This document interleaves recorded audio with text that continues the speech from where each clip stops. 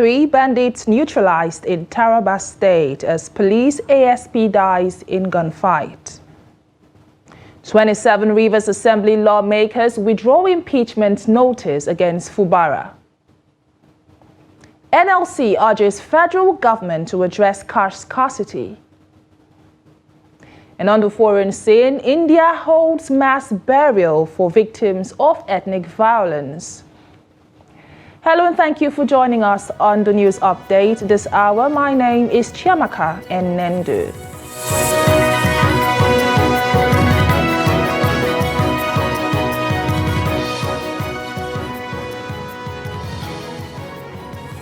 A fierce gun battle between men of the Taraba State Police Command and suspected bandits on the hills of Yoro and Mararaba Kunini in Yoro and Lao local government areas has resulted in the death of an assistant superintendent of police and 3 bandits. The police public relations officer Usman Abdullahi confirmed the development to newsmen, saying the incident happened on Tuesday. Abdullahi said the invasion of the kidnappers' den by the anti-kidnap team of the state command was to rescue the 23 persons that were kidnapped in the early hours of Tuesday. A third-class monarch, 2 police officers and 20 others were kidnapped on Monday. At the end of the encounter, which lasted for over 30 minutes, 3 amongst the bandits were shot dead, while others escaped with varying degrees of gunshot injuries. The Division 1 Nigerian Army, its troops say that its troops have neutralized the bandit and recovered arms and ammunition in Sabon Brini, Igabi local government area of Kaduna State.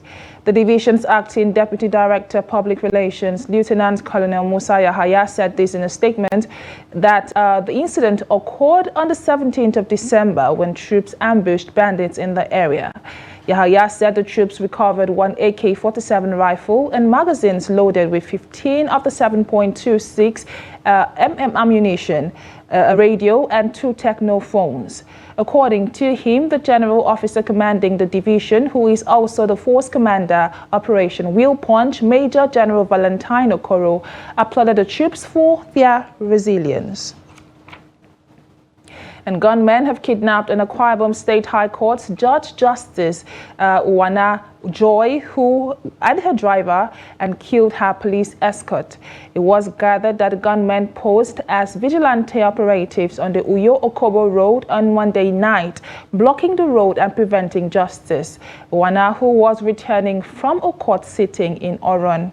The gunmen were said to have opened fire instantly, killing policemen attached to the judge, thereafter abducting the judge and her driver. The chairman Nigerian Bar Association Oron branch, Torosco ANA, who confirmed the incident on Tuesday in Uyo, said the judge was kidnapped along the Okobo axis. ANA said members of the NBA have scheduled a meeting with the Commissioner of Police and State Security Service on Wednesday. And when the police public relations officer at Akwa Ibom State Police Command SP Idiko Macron was contacted, he described the incident as unfortunate, adding that the CP had ordered a discreet investigation into the matter. Justice Iyang Ekwo of the Federal High Court in Abuja has granted the request of the alleged terrorist negotiator Tukur Mamu to have access to his personal physician over the alleged deteriorating health condition. In a ruling, Justice Ekwo ordered that Mamu's medical doctor should be allowed to treat him, subject to the supervision of the Department of State Services team of physicians.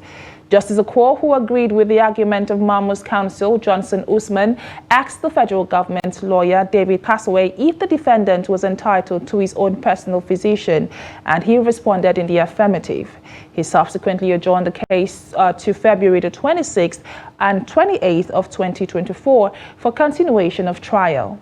And Mamu is standing trial over his alleged relationship with terrorists that were involved in the Kaduna-bound train attack in 2022. He was arrested on the 6th of September 2022 by Interpol in Cairo, Egypt, on behalf of the Nigerian government. And the 27 members of the Rivers State House of Assembly on Wednesday commenced sitting in Port Harcourt, the state capital. The lawmakers, led by Martins Amewule, convened at the House of Assembly quarters. The notice of withdrawal was contained in a letter signed by the 27, although one of them was hospitalized and wasn't in attendance of them, and read out by the Speaker, Martins Amewule, where he said that this was in line with the conflict resolution intervention instituted by President Bola Tinubu. And still in Rivers, elders of Rivers State, comprising former governors, traditional rulers, academia, and notable technocrats, have rejected the 8-point resolution reached at the reconciliation meeting between Minister of Federal Capital Territory Nyesom Wike and the Rivers State Governor Sim Fubara. The group, in a communique issued at the end of the meeting, which lasted into the early hours of Wednesday, said the directive given by the President Bola Tinubu contravenes the Constitution of the Federal Republic of Nigeria. The group, in a communique signed by the former Governor Rufus Ada George, Chief Anbas Sarah Igbe, former spokesman of PANDEF, Sir GTG Toby, the former Deputy Governor of Rivers State, Senator Andrew Uchendu, Senator Ben Birabi, and others, said a review of the President Tinubu's directives for the resolution of the political impasse in Rivers State showed that the directives contravene the Constitution of the Federal Republic of Nigeria, which presidents swore to uphold at all times. The group stated that the directives unilaterally suspended the Constitution of the Federal Republic of Nigeria by virtue of an attempt to reverse a court order recognizing Honorable Edison Ehie as the Speaker and directing that the remainder of members of the House of Assembly constituted the quorum for legislative business. The immediate past Minister of Labour, Employment and Productivity, Simon Lalong, has been sworn in as the senator representing Plateau South Senatorial District. He was sworn in on Wednesday by the Senate Clerk, Chinedu Akubweze, at the commencement of plenary presided over by Senate President Godswill Akpabio. Lalong's inauguration followed his resignation from the Federal Executive Council, where he served as Labour Minister. On Tuesday, he officially tendered his resignation to President Bola Tinubu. The Court of Appeal has sacked Napoleon Bali and declared Lalong the duly elected senator representing Plateau South and directed the Independent National Electoral Commission to issue him the certificate of return.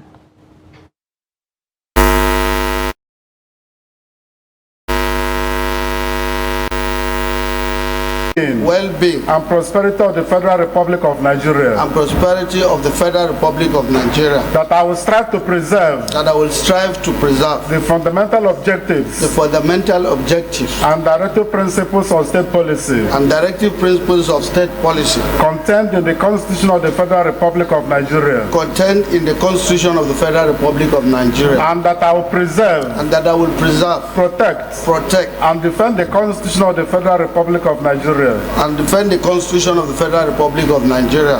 And that I will abide by the Code of Conduct And that I will abide by the Code of Conduct contained in the 5th schedule contained in the 5th schedule of the Constitution of the Federal Republic of Nigeria. of the Constitution of the Federal Republic of Nigeria. Declaration of vacancies in the seats.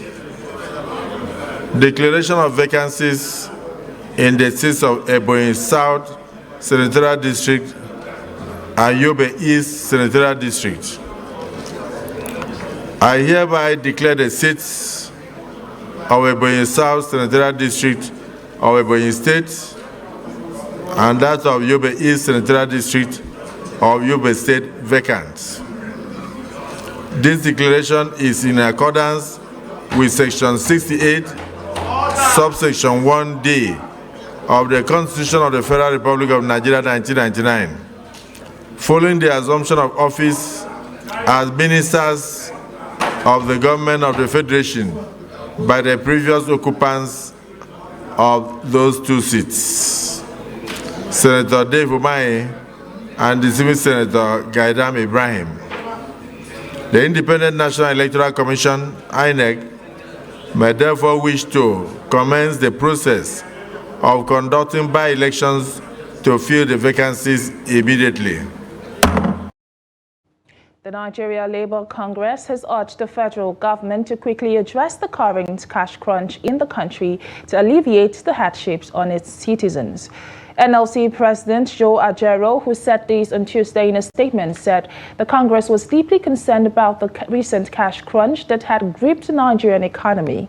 He said the NLC became worried over the development as the nation approached the festive season. According to him, the economic crisis bedeviling the nation has far-reaching implications for the citizens. Ajaero alleged the ill-conceived and ill-implemented currency redesign policy of the immediate past government orchestrated the previous cash scarcity. He lamented that Nigerians now spend more time sourcing for cash, stressing that the development undermines confidence reposed in the Nigerian banking system. Nigerians are reacting to the central bank's directive for commercial banks to freeze bank accounts not linked with the National Identification Number (NIN). The Apex Bank's recent pronouncement has unsettled Nigerians with a deadline set to take effect from April 2024. In this report, Ibrahim Ismail samples the opinions of Abuja residents on the development. The report. The National Identification Number has become central to data synchronization across government operations as the Central Bank of Nigeria aims to sanitize the unwholesome practice of irregular activities within the financial sector. The introduction of bank verification number was one of the steps taken by the CBN to link bank accounts to individuals as part of a Know Your Customer policy. For some Nigerians, the measures being put in place is a welcome development. I urge Nigerians to link up their NIN because for security-wise, it's good to link your NIN as a Nigerian. And this is a number that shows that, yes, you are a Nigerian. Yes. Have you linked up yours? I have done that. The government to try to let people know, they will give us time. Before they start to disconnect the account. In typical Nigerian fashion, some residents believe the April 2024 deadline should be extended, alluding to the need for more public awareness for effective implementation. They have to release information on radio so that some village people, they usually use radio to listen. So they should use radio so that everybody will be aware of that. They know about it. And some people, even though they know about it, they will just forget about it. They don't care about it because there's lack of education sometimes. It's like that. Although some Nigerians have complained about the difficulties they experience in the process of registration or data modification in enrollment centers of the National Identity Management, some analysts believe linking the NIN with bank account will strengthen security, urging Nigerians to avoid unnecessary complaints. Now, those people who encounter difficulties, did they document their difficulties? So it's not enough to just say, oh, I experienced difficulties, so I just gave up in the process. Did they document the difficulties? Did they call the attention of the authorities to say, we had so and so level of difficulty in trying to get enrolled? You understand? So that we don't keep on making perpetual excuses for people who are not doing enough to be a part of the process. We need to capture everybody's data. The standardization of the financial system is signposting the need for adequate sanitization of process, which will mitigate illicit activities across board. The last-minute approach by most Nigerians, however, remains a stumbling block in achieving maximum cooperation. Ibrahim Ismail, Trust TV News, Abuja.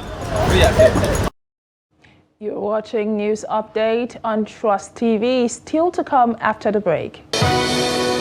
Federal government slashes public transport fare by 50%. More news when we return to stay tuned. Welcome back, and if you're just joining us, this is the News Update on Trust TV.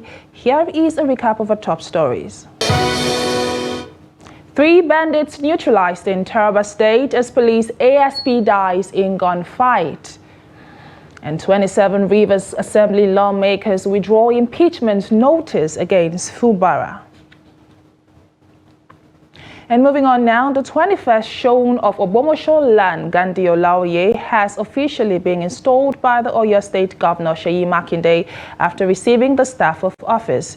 This comes 3 months after the selection and appointment of the monarch by the state government. The report. In an atmosphere that embodies cultural heritage, pride, unity, the official handing over of the staff of office to the 21st son of Ogbomosho took place in the historic town of Ogbomosho.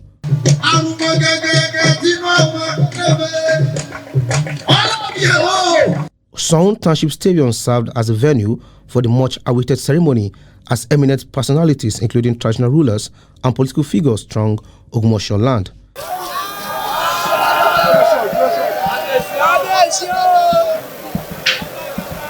The traditional ruler gratefully accepted the staff of office from Governor Makinde, pledging to uphold the values of traditional institutions in harmony with his vision for the town's future. To those who reside in Ogbomosho land, let my coronation, let it be a celebration of a collective reaffirmation of our shared destiny.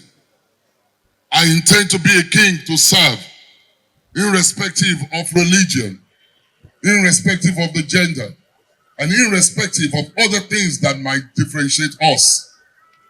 The strength of our kingdom lies not in the crown I wear, but in the bonds that bind us together. The governor, in his congratulatory message, advised those who contested the stool with the king to set aside the differences and unite in supporting the new monarch. A new authority in Oyo State. It is called the Rule of Law Enforcement Authority. It's with the House of Assembly. It will soon be passed into law, and I want your support and other traditional rulers in Oyo State. Torí pé ìlú tí ò bá sí òfin.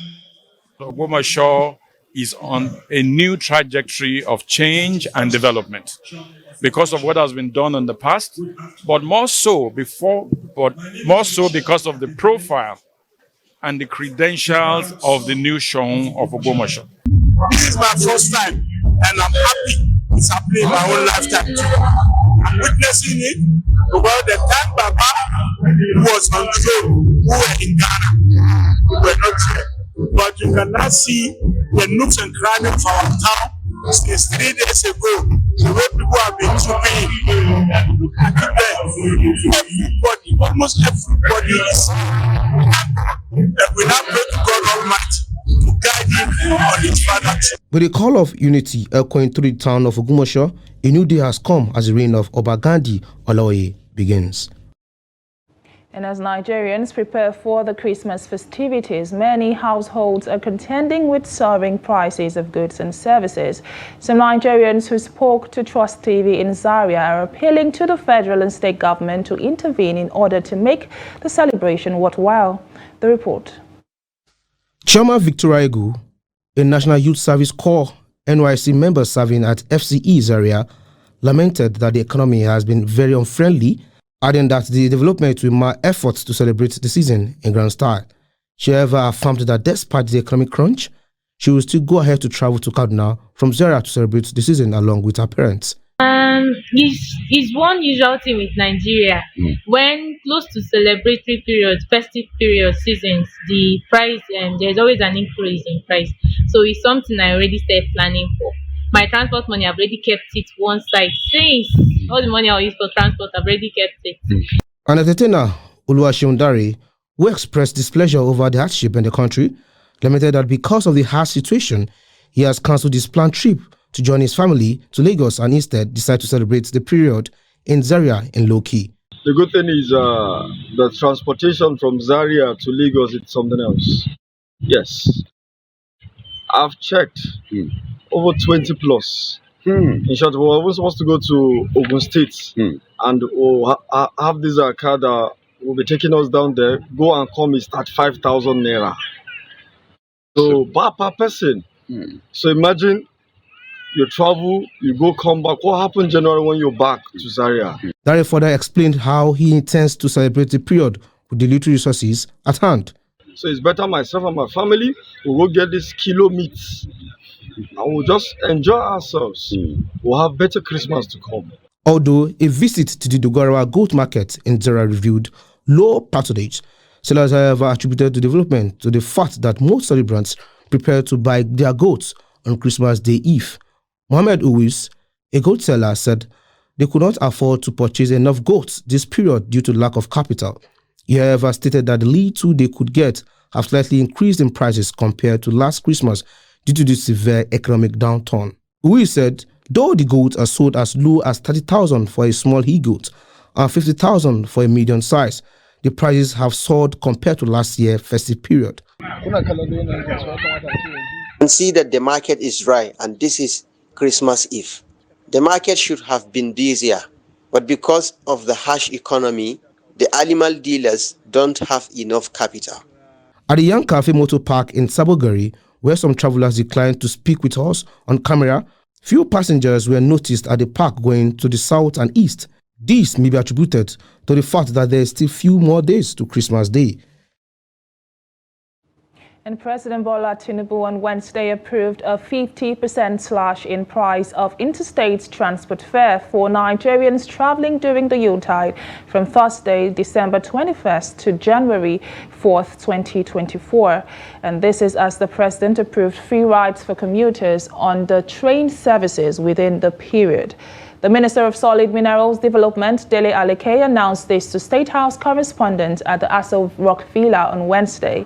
Aleke says Nigerians willing to travel can board public transport via mini buses, luxury buses at 50% discount of all current cost, and all train services on the routes trains currently serve at zero cost on their travels this holiday season. And now to business news. Nigeria's total public debt rose marginally by 0.61% quarter-on-quarter to 87.91 trillion naira in the third quarter of 2023. And this is according to new debt stock data from the Debt Management Office released on Wednesday. According to the data released, total external debt stood at 31.98 trillion naira and domestic debt amounted to 55.93 trillion naira in the period being reported. The DMO says at 87.91 trillion naira, the total public debt stock represents a marginal increase of 0.61% when compared to the June 30 figure of 87.38 trillion naira. And this trend is explained by the decrease in external debt from $43.13 billion as of June 30, 2023 to $41.59 billion as of September 30, 2023, and a relatively moderate increase of 1.8 trillion naira in the domestic debt. It noted that the servicing of this debt denotes a clear demonstration of the federal government's commitment to honor its debt obligations. And away from Nigeria, bodies of 87 people killed during the bitter ethnic violence over the past 8 months in India's Manipur state were buried in a mass ceremony on Wednesday, a community leader has said. At least 200 people have been killed in the northeastern state since fighting broke out in May between the predominantly Hindu Meitei and the mainly Christian Kuki community. Tensions between the two communities have revolved around competition for land and public jobs, with right activists accusing local leaders of exacerbating ethnic divisions for political gains. The far-flung state has fractured along ethnic lines, with rival militias setting up blockades to keep over their members of the opposing community, meaning many families were not able to travel to collect the bodies of their relatives. The remains of the victims had been lying in morgues in the state capital, Imphal, considered a mainly Meitei-dominated area. India's top court last month ordered authorities to cremate or bury the bodies, with the remains of 64 people airlifted from Imphal and handed over to their families. The mass burial was held in Kui-dominated area of Charadampur, and it followed a burial of 19 bodies last week in Kangpogi district. And with that, we've come to the end of News Update this hour. Do well to join us on all our social media platforms for more news, programs, and documentaries. My name is Chiamaka Enendu. Thank you for watching.